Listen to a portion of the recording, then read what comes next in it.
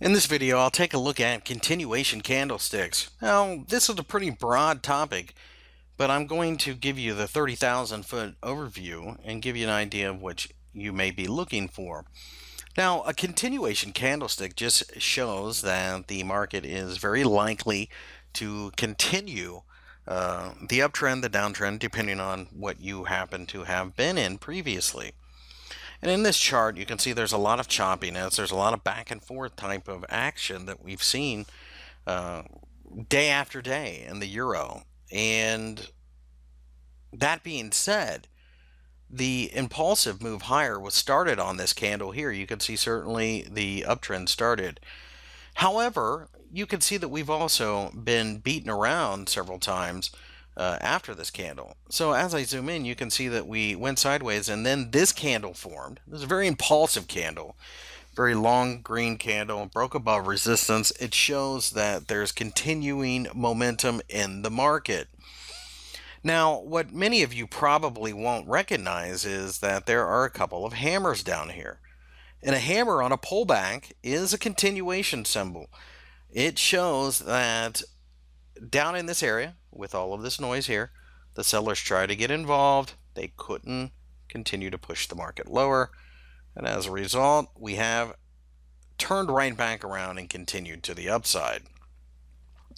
By paying attention to continuation candles, for example, in a downtrend, you may form a shooting star, which is the exact opposite of a hammer, after a bounce. Well, that shooting star tells you, let's say it happens here, that we're going to continue to go lower, and then you can jump into the market or add to an already short position.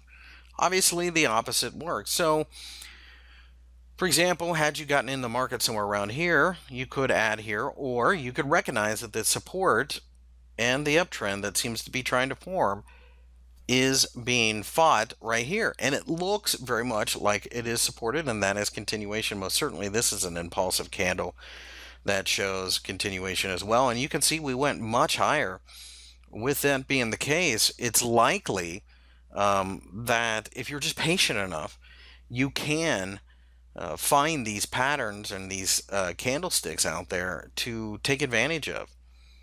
Now, like all candlesticks and all patterns and everything else technical analysis related, you have to keep in mind that the higher the time frame, the more reliable it is. I'm looking at the daily chart. I mean, these things happen on the 1 hour chart. You can see most certainly we had a very impulsive candle there, and certainly there'll be a continuation of that, yeah, from there and there, etc.